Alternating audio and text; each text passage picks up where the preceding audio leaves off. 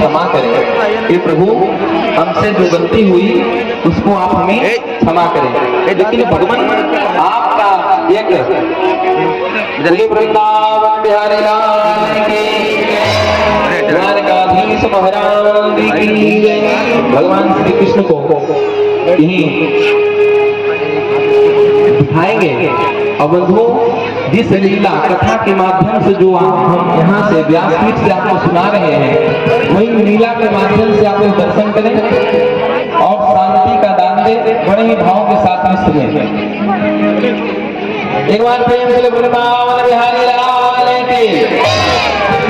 द्वारका पहुंचे कहा? भगवान के पास में। और जाकर के क्या कहते हैं? शीश पगान जगातन पे प्रभु जान ही बसोती ग्रामा, धोती फटी सी लटी दुपटी और पायों पान की नहीं श्यामा। द्वार खड़ो दुर्बल एक रहो। एक ऐसा ब्रह्मन द्वार पर आया है जिसकी धोती से फटी हुई है, फटी सी धोती, टूटी सी छड़ी। हे प्रभु, उस ब्राह्मण के शरीर की एक एक हड्डियों को हम गिन सकते हैं। हे प्रभु, बंधुओं, भगवान एक एक बातों को बड़े ही गौर के साथ में सुन रहे थे, लेकिन जैसे ही बोले वे अपना नाम सुदामा बताए हैं, इतना सुनते ही बंधुओं भगवान वहां से भागना प्रारंभ कर दिए। अब तो बंधुओं भगवान का पीताम्बरी कहीं गिरी, भगवान का चरण पादुका कहीं छूट गया और बंधुओं भगवान भागे जा रहे हैं। पीछे से भगवान की पत्नियां उद्धव जी, बलराम जी, भगवान के समस्त परिकर बंधुओं भागती हुई जा रहे हैं। कहां? द्वार के पास में। आप सब एक दूसरे से सब कह रहे हैं कि देखो तो सही, आज भगवान को क्या हो गया कि भगवान ऐसा क्या समाचार सुना दिए द्वारपाल ने। आज के पहले अगर किसी को द्वारका में आने से पहले ब्रह्मा भी अगर द्वारका में प्रवेश करते थे तो उन्हें आज्ञा लेनी पड़ती थी, लेकिन आज भगवान का क्या हुआ कि भगवान अपने पलंग से कूद करके एक समाचार सुन करके द्वार के पास में पहुंचे। और बंधुओं, भगवान श्री कृष्ण जैसे ही द्वार के पास में पहुंचे, सुदामा जी महाराज बैठे हुए थे। बंधुओं, सुदामा जी को जैसे ही प्रभु देखे अपने अंश में भर लिए। बंधुओं, आज भगवान जो करुणा के सागर हैं, सुदामा जी के उस स्वरूप को देख करके भगवान करुणा के सागर भगवान करुणाम हो गए। सुदामा जी को कहते हैं कि हे सुदामा जी, आपको बड़ा कष्ट हुआ, आपको बड़ा तकलीफ हुई होगी यहाँ तक आने में। बंधु, सुदामा जी महाराज को भगवान धीरे धीरे पकड़ करके बंधु लेकर के आ रहे हैं। कहा? अपने महल में। और महल में ला करके बंधु राज सिंहासन पर सुदामा जी महाराज को बिठा दिए और स्वयं भगवान श्री कृष्ण उनके चरणों के पास में भगवान श्री कृष्ण बैठ गए। और बैठ करके बंधु तुरंत आदेश दिए रुक्मणी जी को, रुक्मणी जाओ, ये ब्राह्मण देवता है, इनके चरण धोने के लिए जल लेकर के आओ। रुक्मणी जी महारानी बंधुओं सोने के कलश में जल लेकर लेने के लिए गई, लेकिन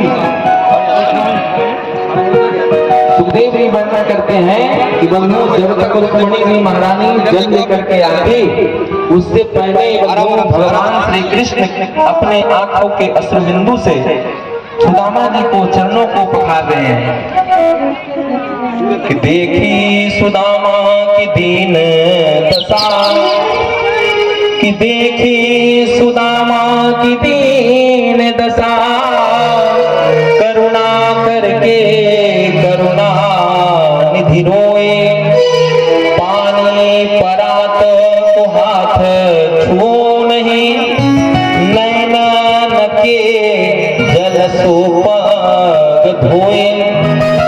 जितनी देर में जगत जननी लक्ष्मी जी, लक्ष्मी स्वरूपणी रुक्मणी जी सोने के कलश में जल लेकर के आती, उतनी देर में भगवान अपनी आंखों के अश्रु बिंदु से पूरे सुदामा जी को चरणों को बंधो धो दिए। आज भगवान सोच रहे हैं कि हे मित्र, इतनी दिन तक तुम कहाँ रहे? ऐसे बिहाल दिवायन सो पग कंकन तक जाल लगे पुण्य जोए, हाय यहाँ दुख पायो सखा, तुम आए देन किते दिन कोई।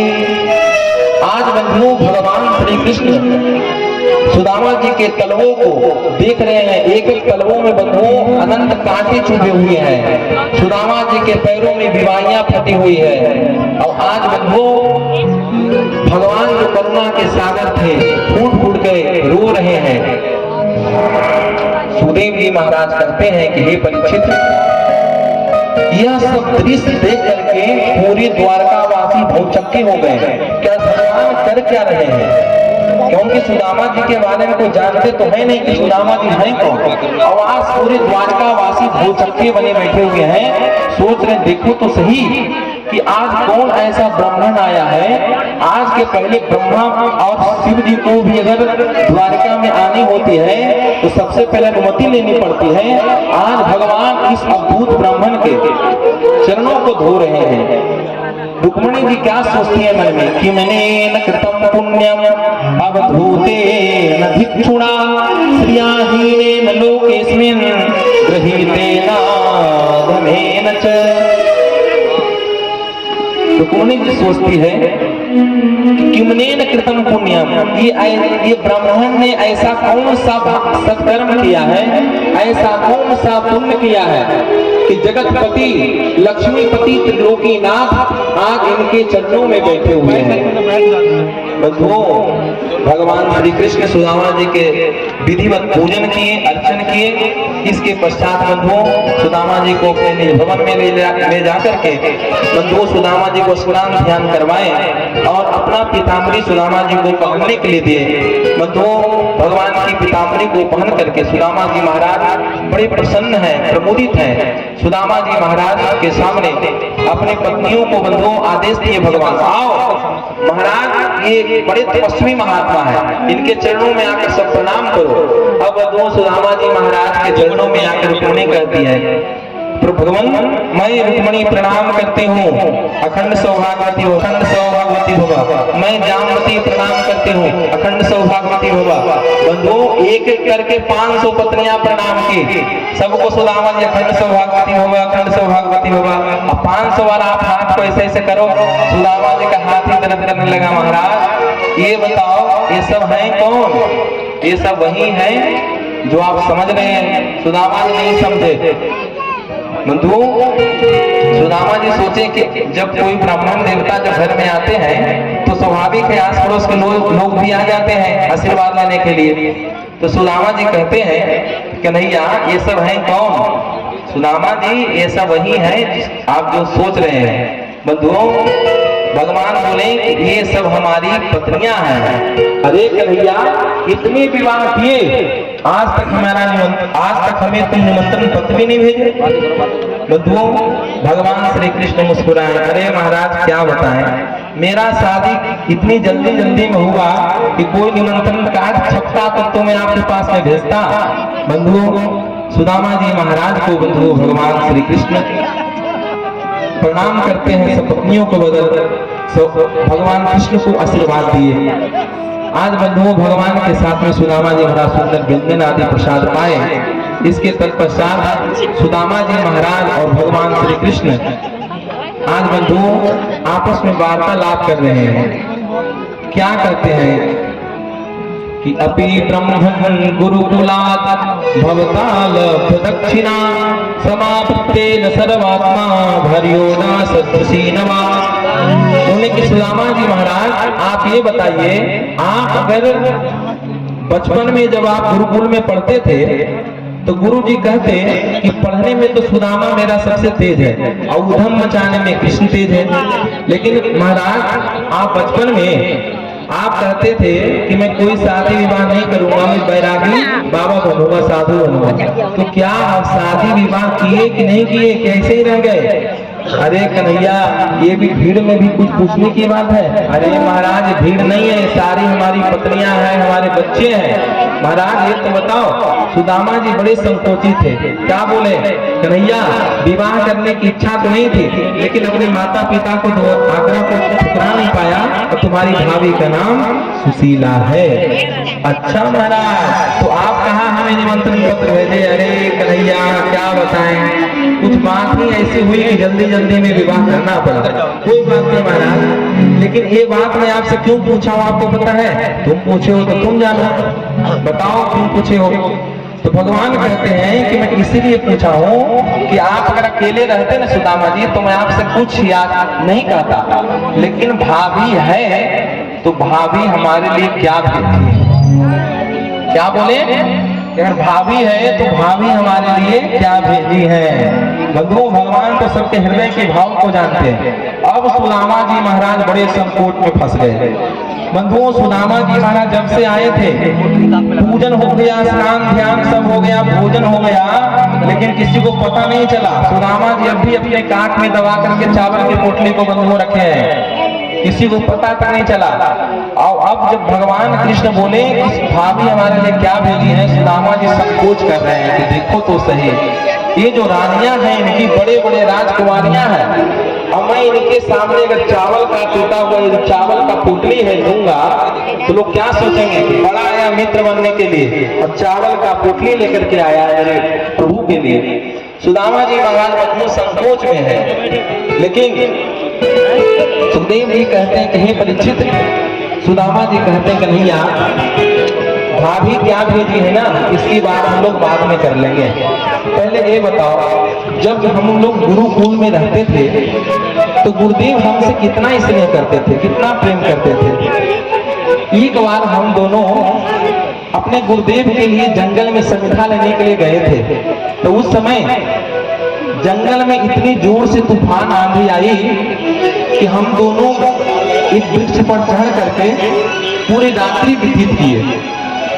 तब गुरुदेव जंगल में ढूंढते हुए हम लोग को लेने के लिए आए अर्धरात्रि में। अब गुरुदेव जब हम दोनों को देखें कि हमारे लिए कि दोनों शिष्य इतना कष्ट भोगे हैं रात भर, बंधुओं, तब गुरुदेव बोले थे कि तुम्हारी पढ़ी हुई विद्या कभी निष्फल नहीं होगी। जब गुरुदेव के स्नेह का स्मरण होता है, गुरुदेव हमसे कितना प्रेम करते थे, उस भाव का जब दर्शन होता है तो ऐसा लगता है एक बार जाकर के गुरुदेव से मिलता। भगवान कृष्ण कहते हैं वो तो बात ठीक है सुदामा जी, लेकिन भाभी हमारे लिए क्या भेजी है?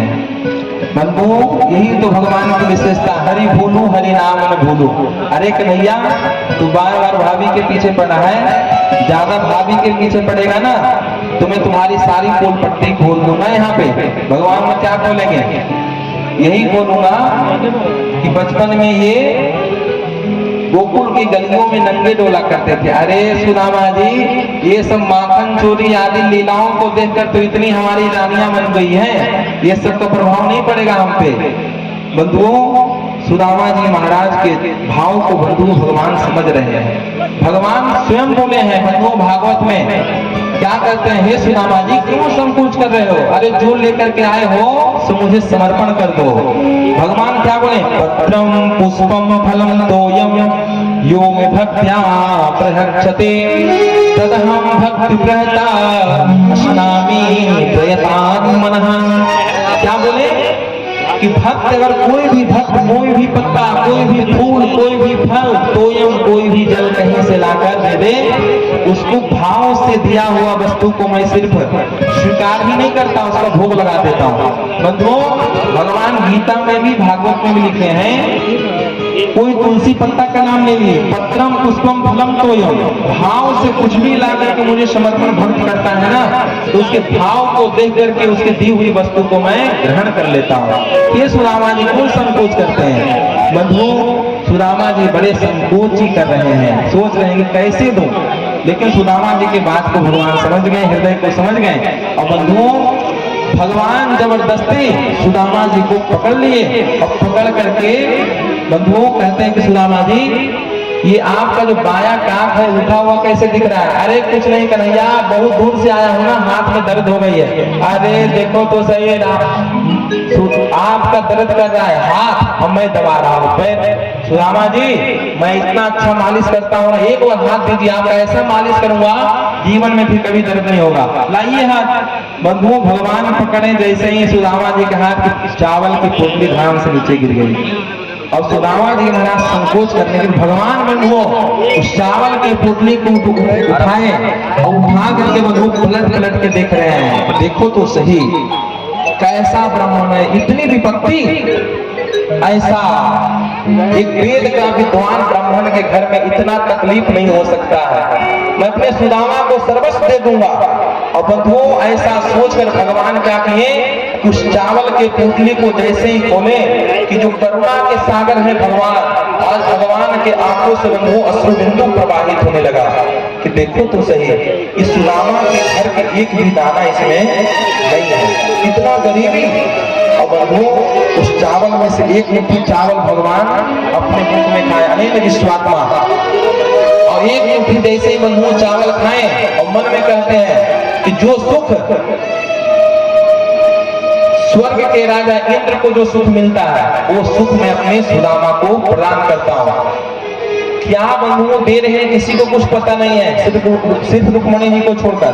दूसरा मुट्ठी चावल को उठाएं और जैसे ही बंधुओं खाएं भगवान क्या कहें, बोले कि जितना इस पृथ्वी के चक्रवर्ती सम्राट राजा को सुख मिलता है वो सुख मैं अपने सुदामा को प्रदान करता हूँ। दूसरा मुट्ठी खा लिए और तीसरा मुट्ठी बंधुओं उठाने ही वाले थे कि रुक्मणी जी महारानी हाथ जाकर के पकड़ ली, स्वामी बस बस स्वामी बस, ये कच्चा चावल है स्वामी।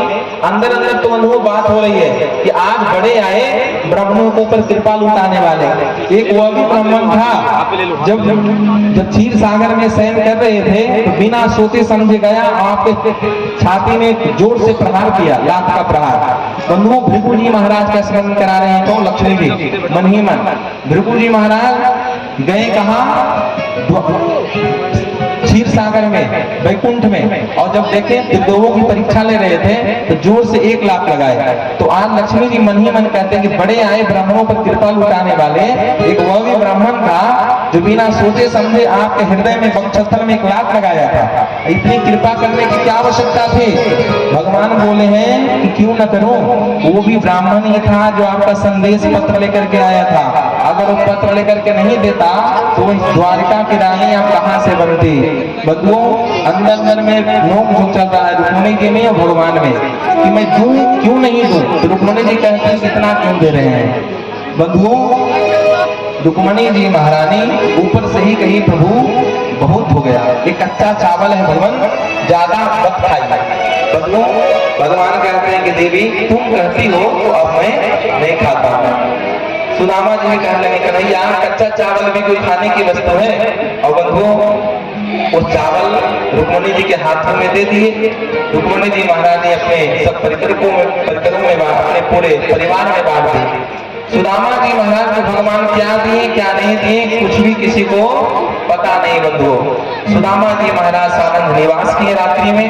और जैसे ही बंधुओं सुबह हुआ कि सुदामा जी महाराज भगवान का दिया हुआ पीतांबरी को भी उतार करके रख दिए।